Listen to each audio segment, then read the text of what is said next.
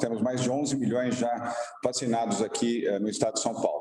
É o estado que, numericamente, tem o maior número de pessoas vacinadas, tanto na primeira dose quanto na segunda dose. Se tivéssemos vacinas, a capacidade vacinal de São Paulo é de 1 milhão de pessoas por dia. Tamanha a estrutura que nós temos aqui, são 5 mil pontos de vacinação neste momento em operação. Podem chegar até 7 mil pontos de vacinação. Hoje, no Brasil, de cada 10 pessoas vacinadas, 8 estão recebendo a vacina do Butantan no braço. Nós e a Prefeitura da capital de São Paulo temos feito campanha em rádio e televisão e também nas redes sociais para que as pessoas não se aglomerem.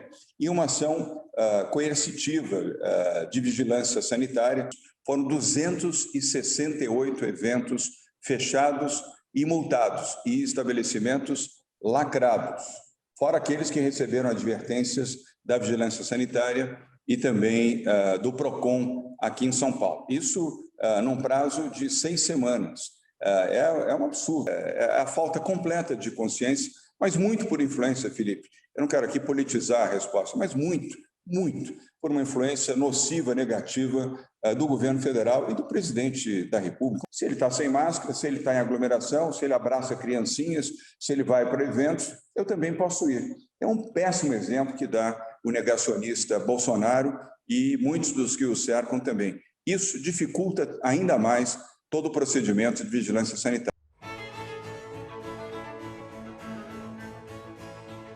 Nós tomamos aqui 2 medidas. Primeiro, lançamos a Bolsa do Povo, um programa com investimento de R$1 bilhão do governo do Estado de São Paulo. Então, esse programa do Bolsa do Povo implica na necessidade de um trabalho de até 6 horas por dia em instituições públicas, com uma remuneração de até R$500, dependendo do tamanho da família. O outro programa é o programa com o setor privado. Nós constituímos isso desde maio do ano passado, um comitê empresarial solidário. São 216 empresas.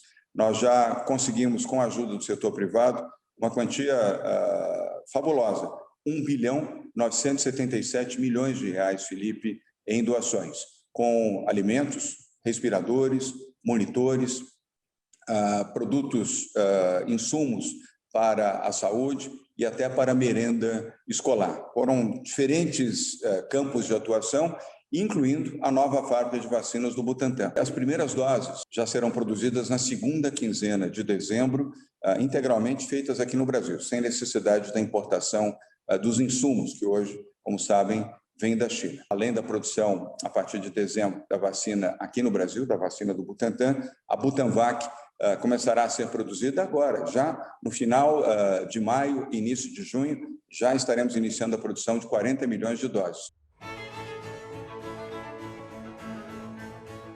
Nós desenvolvemos um programa que chama-se Retomada 21-22, Reset 21-22, que ele está sendo levado também em encontros virtuais com investidores internacionais.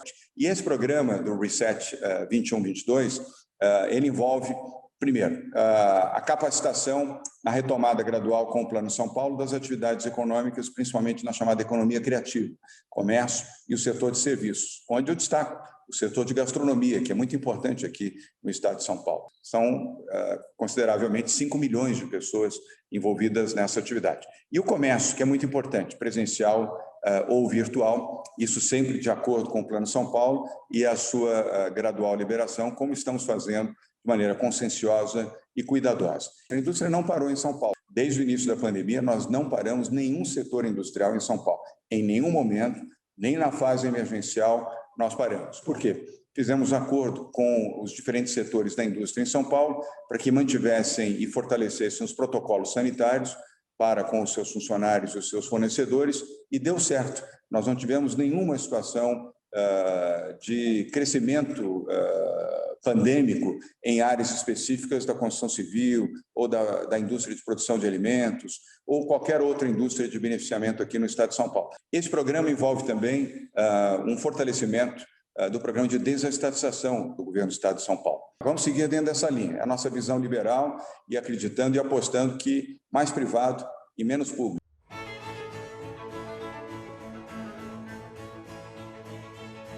O o Brasil, se não fossem os governadores, a situação não era 10 anos, não era uma década perdida, eram 2 décadas perdidas, Felipe. Então, nós temos que ter um procedimento correto de resgate para a educação brasileira, colocando as melhores cabeças pensantes para a elaboração de um projeto de educação que foi feito no governo Temer. Eu queria ressaltar isso.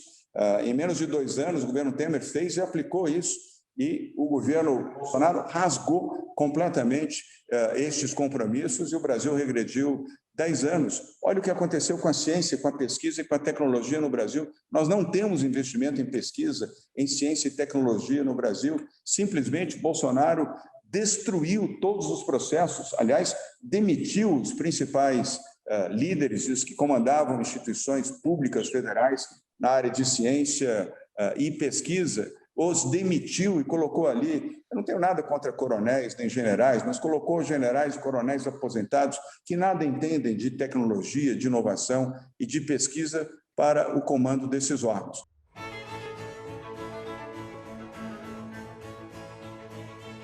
Eu defendo e acredito que sim, nós temos que sublinhar que o mais importante é o Brasil, não é a candidatura de uma pessoa ou de um partido e nem ideologia. Foi por isso que nós construímos o Polo Democrático, que tem 7 dessas pessoas que acreditam nisso. Nós temos que ter maturidade, grandeza e olhar pelo Brasil, Felipe, para que o melhor nome possa ser indicado, cristalizado, até novembro, para representar o Centro Democrático, pelo bom entendimento entre os nomes que ali estão.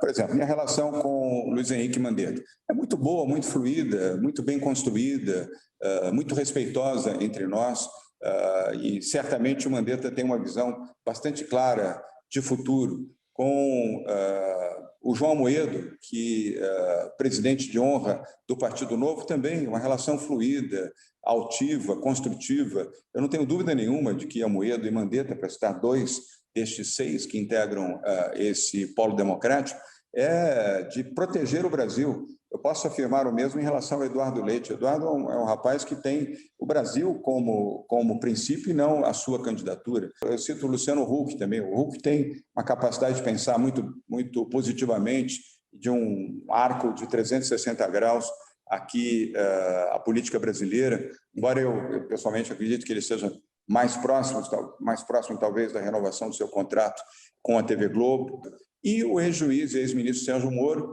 que eu entendo mais como um grande debatedor, um grande pensador, um grande formulador do que propriamente um candidato.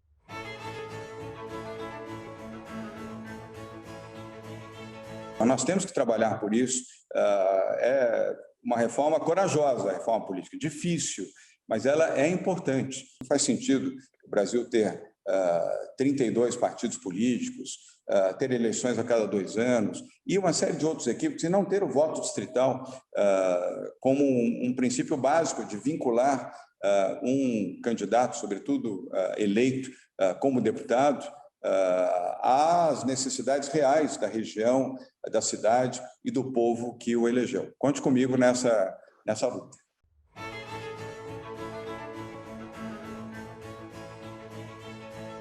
É o discurso da vida e do emprego, neste momento. Da vida para proteger as pessoas. Nós estamos quase chegando a 400 mil mortes. Garantir qualidade de saúde e vida para as pessoas. Sem existência, não há economia.